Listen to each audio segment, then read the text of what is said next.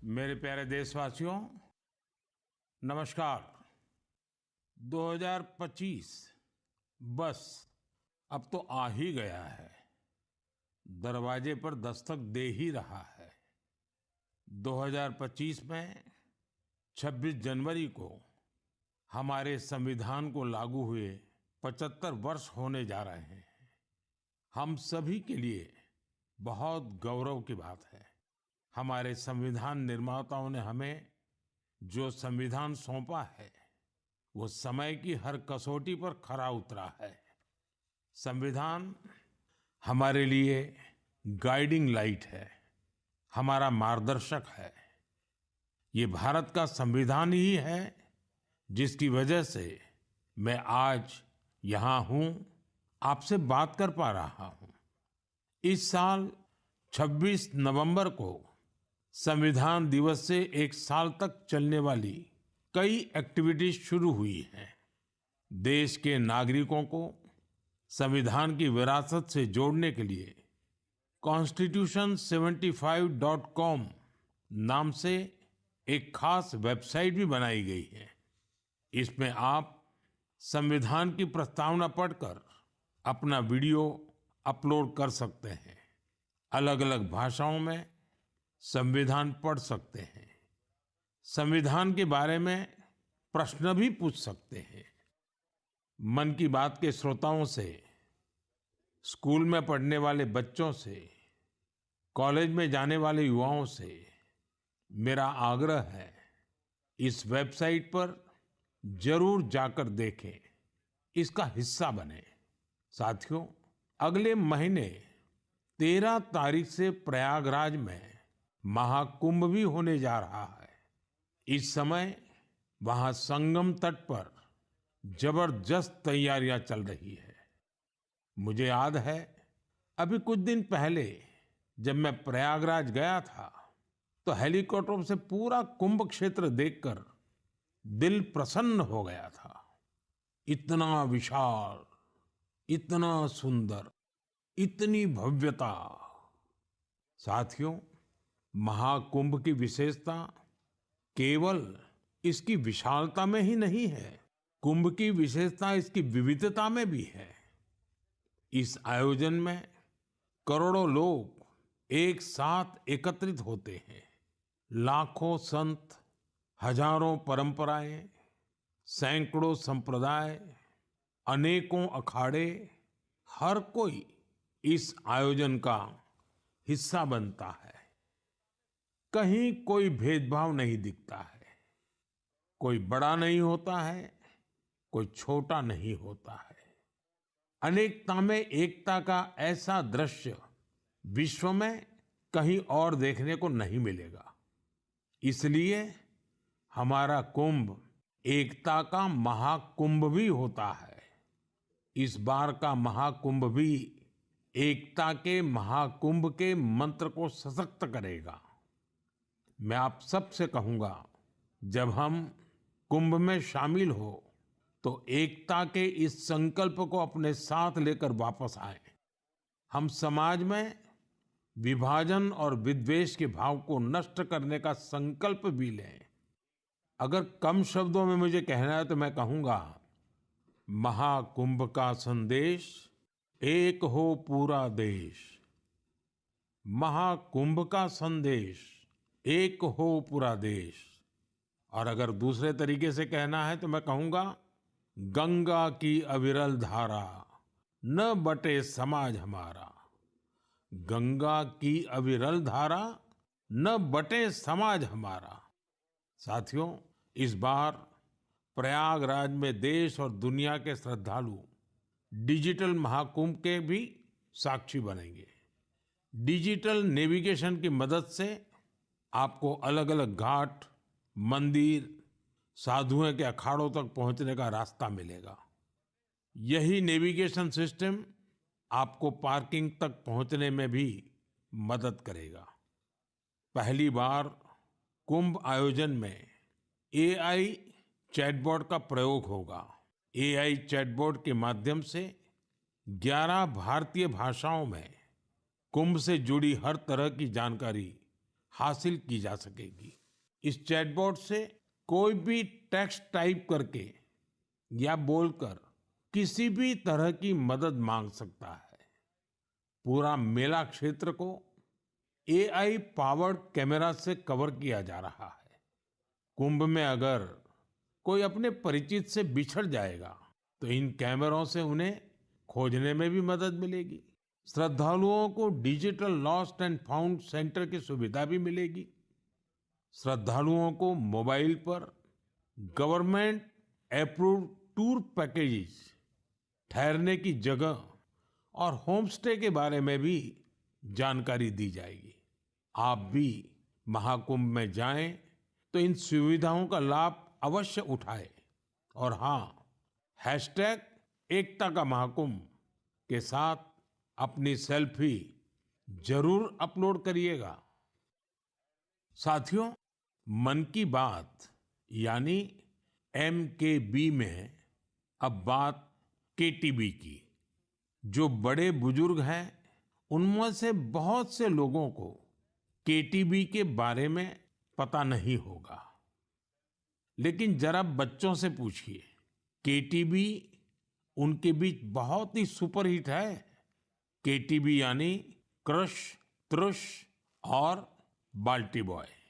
आपको शायद पता होगा, बच्चों की पसंदीदा एनिमेशन सीरीज और उसका नाम है KTB भारत है हम। और अब इसका दूसरा सीजन भी आ गया है। ये 3 एनिमेशन कैरेक्टर हमें भारतीय स्वतंत्रता संग्राम के उन नायक नायिकाओं के बारे में बताते हैं जिनकी ज्यादा चर्चा नहीं होती।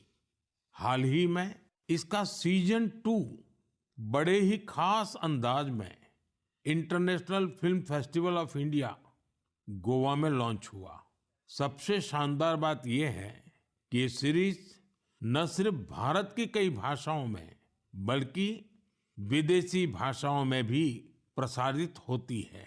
इसे दूरदर्शन के साथ साथ अन्य OTT प्लेटफॉर्म पर भी देखा जा सकता है।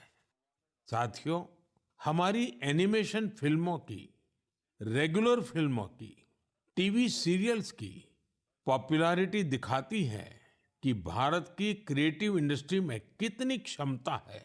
यह इंडस्ट्री न सिर्फ देश की प्रगति में बड़ा योगदान दे रही है, बल्कि हमारी इकोनॉमी को भी नई ऊंचाइयों पर ले जा रही है।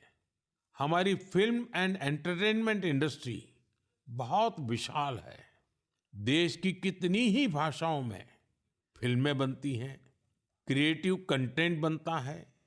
मैं अपनी फिल्म और एंटरटेनमेंट इंडस्ट्री को इसलिए भी बधाई देता हूं क्योंकि उसने एक भारत श्रेष्ठ भारत के भाव को सशक्त किया है। साथियों, वर्ष 2024 में हम फिल्म जगत की कई महान हस्तियों की 100वीं जयंती मना रहे हैं। इन विभूतियों ने भारतीय सिनेमा को विश्व स्तर पर पहचान दिलाई। राज कपूर जी ने फिल्मों के माध्यम से दुनिया को भारत के सॉफ्ट पावर से परिचित कराया। रफी साहब की आवाज में वो जादू था जो हर दिल को छू लेता था। उनकी आवाज अद्भुत थी। भक्ति गीत हो या रोमांटिक सॉन्ग्स, दर्द भरे गाने हो, हर इमोशन को उन्होंने अपनी आवाज से जीवंत कर दिया। एक कलाकार के रूप में उनकी महानता का अंदाजा इसी से लगाया जा सकता है कि आज भी युवा पीढ़ी उनके गानों को उतनी ही शिद्दत से सुनती है। यही तो है टाइमलेस आर्ट की पहचान। अक्कीनेनी नागेश्वर राव गारू ने तेलुगु सिनेमा को नई ऊंचाइयों तक पहुंचाया है। उनकी फिल्मों ने भारतीय परंपराओं और मूल्यों को बखूबी प्रस्तुत किया। तपन सिन्हा जी की फिल्मों ने समाज को एक नई दृष्टि दी। उनकी फिल्मों में सामाजिक चेतना और राष्ट्रीय एकता का संदेश रहता था। हमारी पूरी फिल्म इंडस्ट्री के लिए इन हस्तियों का जीवन प्रेरणा जैसा है। साथियों, मैं आपको एक और खुशखबरी देना चाहता हूं। भारत की क्रिएटिव टैलेंट को दुनिया के सामने रखने का एक बहुत बड़ा अवसर आ रहा है। अगले साल हमारे देश में पहली बार world audio visual entertainment summit यानी वेव समिट का आयोजन होने वाला है। आप सभी ने दावोस के बारे में सुना होगा, जहां दुनिया के अर्थ जगत के महारथी जुटते हैं। उसी तरह वेव समिट में दुनिया भर के मीडिया और एंटरटेनमेंट इंडस्ट्री के दिग्गज क्रिएटिव वर्ल्ड के लोग भारत आएंगे। यह समिट भारत को ग्लोबल कंटेंट क्रिएशन का हब बनाने की दिशा में एक महत्वपूर्ण कदम है।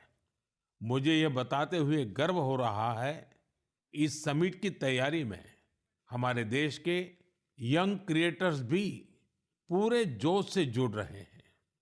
जब हम $5 ट्रिलियन इकोनॉमी की ओर बढ़ रहे हैं, तब हमारी क्रिएटर इकोनॉमी एक नई एनर्जी ला रही है।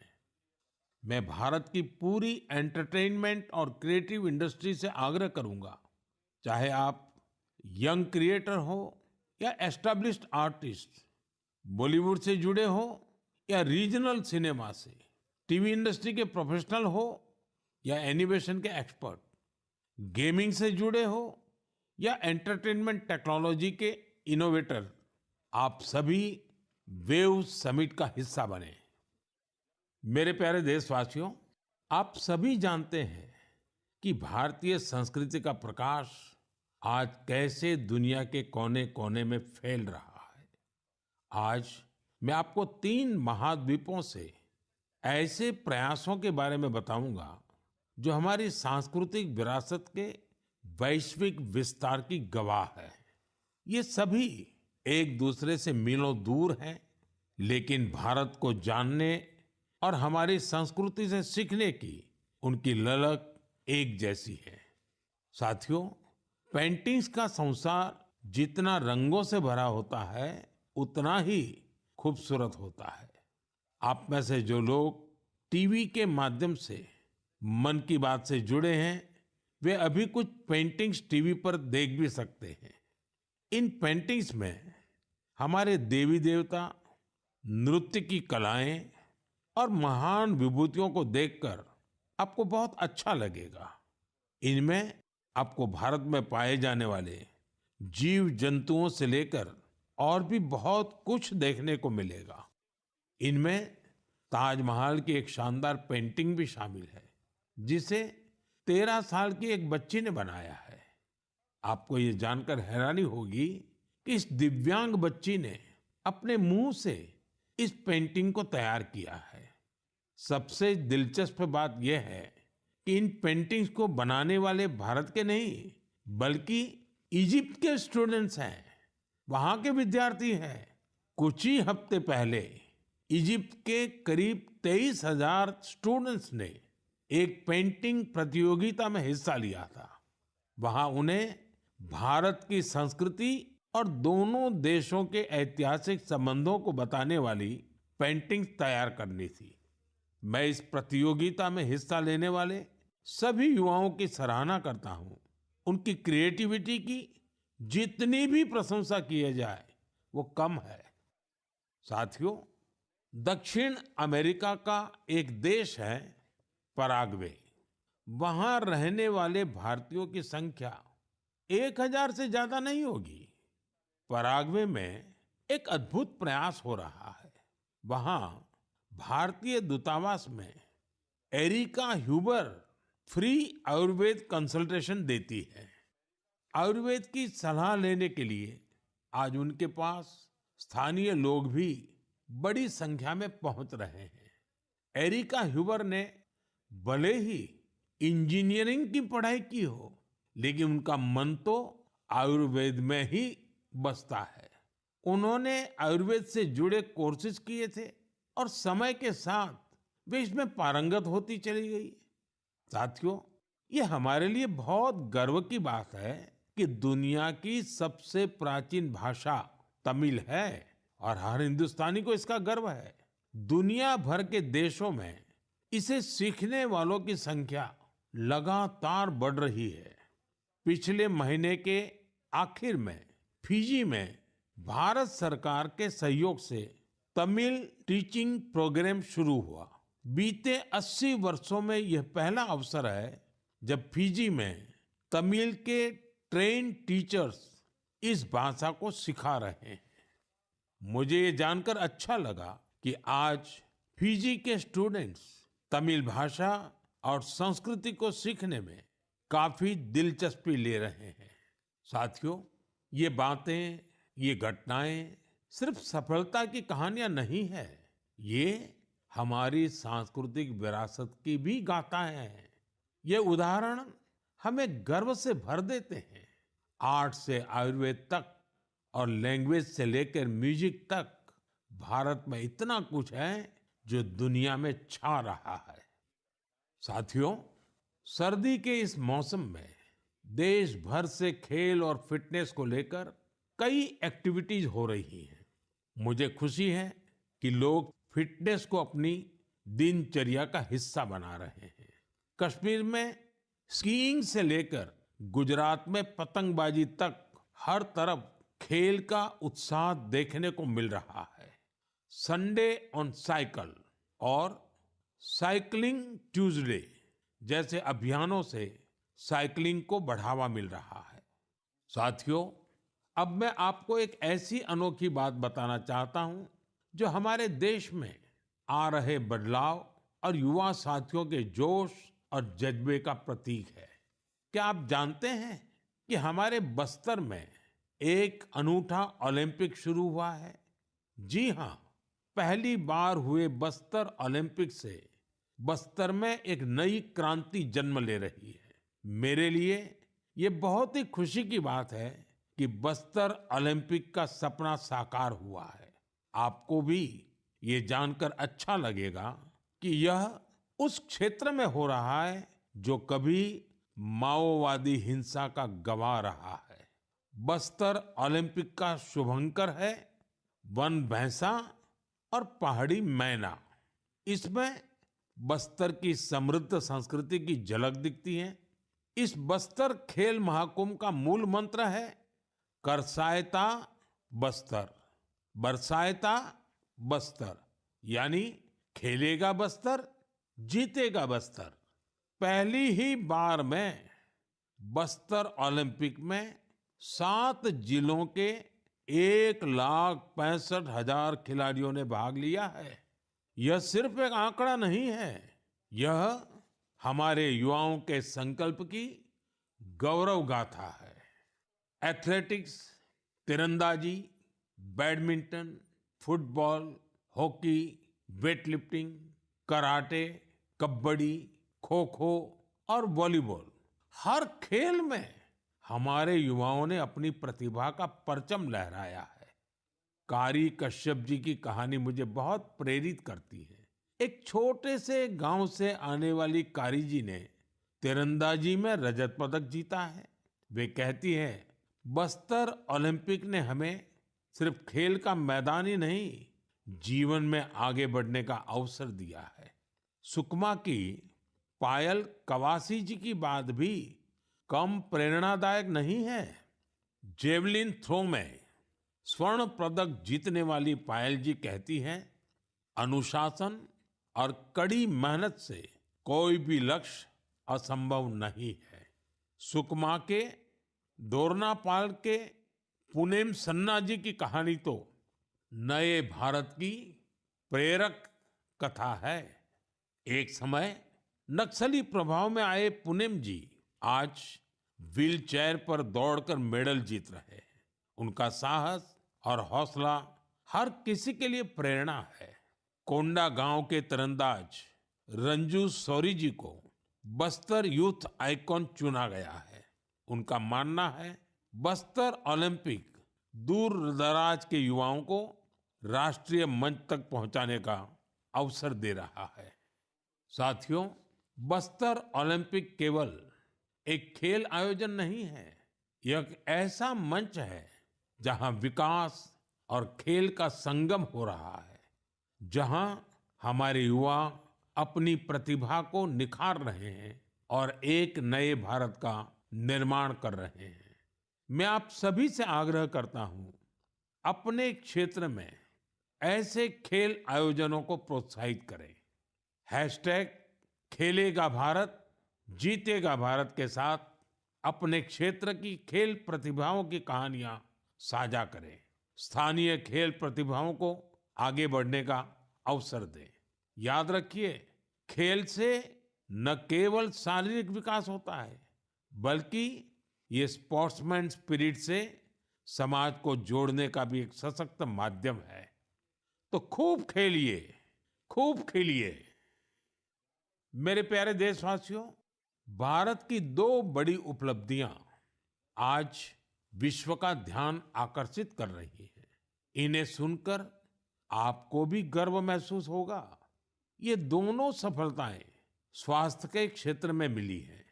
पहली उपलब्धि मिली है मलेरिया से लड़ाई में। मलेरिया की बीमारी 4000 वर्षों से मानवता के लिए एक बड़ी चुनौती रही है। आजादी के समय भी यह हमारी सबसे बड़ी स्वास्थ्य चुनौतियों में से एक थी। 1 महीने से लेकर 5 साल तक के बच्चों की जान लेने वाली सभी संक्रामक बीमारियों में मलेरिया का तीसरा स्थान है। आज मैं संतोष से कह सकता हूं कि देशवासियों ने मिलकर इस चुनौती का दृढ़ता से मुकाबला किया है। विश्व स्वास्थ्य संगठन WHO की रिपोर्ट कहती है, भारत में 2015 से 2023 के बीच मलेरिया के मामलों और इससे होने वाली मौतों में 80% की कमी आई है। यह कोई छोटी उपलब्धि नहीं है। सबसे सुखद बात यह है, यह सफलता जन जन की भागीदारी से मिली है। भारत के कोने-कोने से, हर जिले से, हर कोई इस अभियान का हिस्सा बना है। असम में जोरहाट के चाय बागानों में मलेरिया 4 साल पहले तक लोगों की चिंता की एक बड़ी वजह बना हुआ था। लेकिन जब इसके उन्मूलन के लिए चाय बागान में रहने वाले एकजुट हुए, तो इसमें काफी हद तक सफलता मिलने लगी। अपने इस प्रयास में उन्होंने टेक्नोलॉजी के साथ-साथ सोशल मीडिया का भी भरपूर इस्तेमाल किया है। इसी तरह हरियाणा के कुरुक्षेत्र जिले ने मलेरिया पर नियंत्रण के लिए बड़ा अच्छा मॉडल पेश किया। यहाँ मलेरिया की मॉनिटरिंग के लिए जन भागीदारी काफी सफल रही है। नुक्कड़ नाटक और रेडियो के जरिए ऐसे संदेशों पर जोर दिया गया, जिससे मच्छरों की ब्रीडिंग कम करने में काफी मदद मिली है। देश भर में ऐसे प्रयासों से ही हम मलेरिया के खिलाफ जंग को और तेजी से आगे बढ़ा पाए हैं। साथियों, अपनी जागरूकता और संकल्प शक्ति से हम क्या कुछ हासिल कर सकते हैं, इसका दूसरा उदाहरण है कैंसर से लड़ाई। दुनिया के मशहूर मेडिकल जर्नल लैंसेट की स्टडी वाकई बहुत उम्मीद बढ़ाने वाली है। इस जर्नल के मुताबिक अब भारत में समय पर कैंसर का इलाज शुरू होने की संभावना काफी बढ़ गई है। समय पर इलाज का मतलब है कैंसर मरीज का ट्रीटमेंट 30 दिनों के भीतर ही शुरू हो जाना। और इसमें बड़ी भूमिका निभाई है आयुष्मान भारत योजना ने। इस योजना की वजह से कैंसर के 90% मरीज समय पर अपना इलाज शुरू करा पाए हैं। ऐसा इसलिए हुआ है क्योंकि पहले पैसे के अभाव में गरीब मरीज कैंसर की जांच में, उसके इलाज से कतराते थे। अब आयुष्मान भारत योजना उनके लिए बड़ा संबल बनी है। अब वो आगे बढ़कर अपना इलाज कराने के लिए आ रहे हैं। आयुष्मान भारत योजना ने कैंसर के इलाज में आने वाली पैसों की परेशानी को काफी हद तक कम किया है। अच्छा ये भी है कि आज समय पर कैंसर के इलाज को लेकर लोग पहले से कहीं अधिक जागरूक हुए हैं। यह उपलब्धि जितनी हमारे हेल्थ केयर सिस्टम की है, डॉक्टरों, नर्सों और टेक्निकल स्टाफ की है, उतनी ही आप सभी मेरे नागरिक भाई बहनों की भी है। सबके प्रयास से कैंसर को हराने का संकल्प और मजबूत हुआ है। इस सफलता का क्रेडिट उन सभी को जाता है जिन्होंने जागरूकता फैलाने में अपना अहम योगदान दिया है। कैंसर से मुकाबले के लिए एक ही मंत्र है, अवेयरनेस, एक्शन और एश्योरेंस। अवेयरनेस यानी कैंसर और इसके लक्षणों के प्रति जागरूकता, एक्शन यानी समय पर जांच और इलाज, एश्योरेंस यानी मरीजों के लिए हर मदद उपलब्ध होने का विश्वास। आइए हम सब मिलकर कैंसर के खिलाफ इस लड़ाई को तेजी से आगे ले जाएं और ज्यादा से ज्यादा मरीजों की मदद करें। मेरे प्यारे देशवासियों, आज मैं आपको उड़ीसा के कालाहांडी के एक ऐसे प्रयास की बात बताना चाहता हूं जो कम पानी और कम संसाधनों के बावजूद सफलता की नई गाथा लिख रहा है। यह है कालाहांडी की सब्जी क्रांति। जहां कभी किसान पलायन करने को मजबूर थे, वहीं आज कालाहांडी का गोला मुंडा ब्लॉक एक वेजिटेबल हब बन गया है। यह परिवर्तन कैसे आया?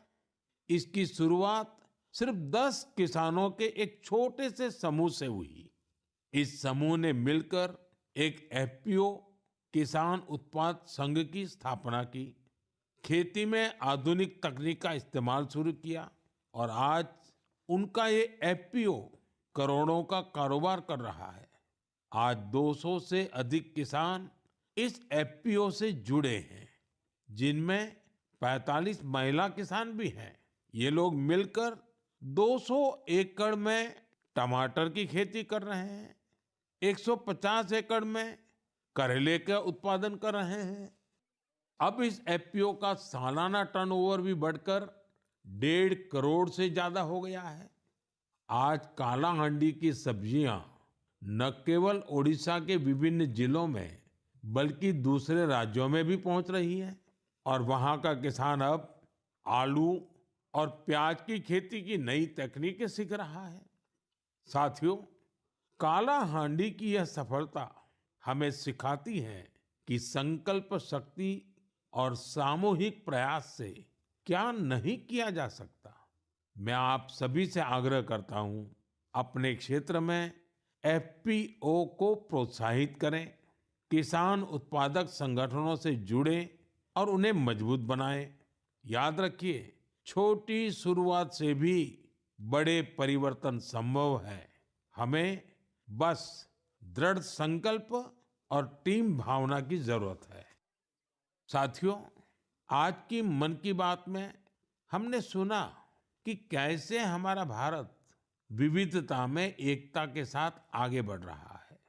चाहे वो खेल का मैदान हो या विज्ञान का क्षेत्र, स्वास्थ्य हो या शिक्षा, हर क्षेत्र में भारत नई ऊंचाइयों को छू रहा है। हमने एक परिवार की तरह मिलकर हर चुनौती का सामना किया और नई सफलताएं हासिल की। 2014 से शुरू हुए मन की बात के 116 एपिसोड में मैंने देखा है कि मन की बात देश की सामूहिक शक्ति का एक जीवंत दस्तावेज बन गया है। आप सभी ने इस कार्यक्रम को अपनाया, अपना बनाया। हर महीने आपने अपने विचारों और प्रयासों को साझा किया। कभी किसी यंग इनोवेटर के आइडिया ने प्रभावित किया, तो कभी किसी बेटी की अचीवमेंट ने गौरवान्वित किया। यह आप सभी की भागीदारी है जो देश के कोने-कोने से पॉजिटिव एनर्जी को एक साथ लाती है। मन की बात इसी पॉजिटिव एनर्जी के एम्प्लीफिकेशन का मंच बन गया है।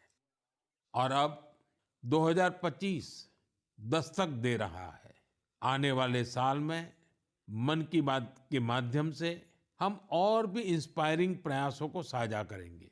मुझे विश्वास है कि देशवासियों की पॉजिटिव सोच और इनोवेशन की भावना से भारत नई ऊंचाइयों को छुएगा। आप अपने आसपास के यूनिक प्रयासों को हैशटैग मन की बात के साथ शेयर करते रहिए। मैं जानता हूं कि अगले साल की हर मन की बात में हमारे पास एक दूसरे से साझा करने के लिए बहुत कुछ होगा। आप सभी को 2025 की ढेर सारी शुभकामनाएं। स्वस्थ रहें, खुश रहें। फिट इंडिया मूवमेंट में आप भी जुड़ जाइए। खुद को भी फिट रखिए, जीवन में प्रगति करते रहें। बहुत बहुत धन्यवाद।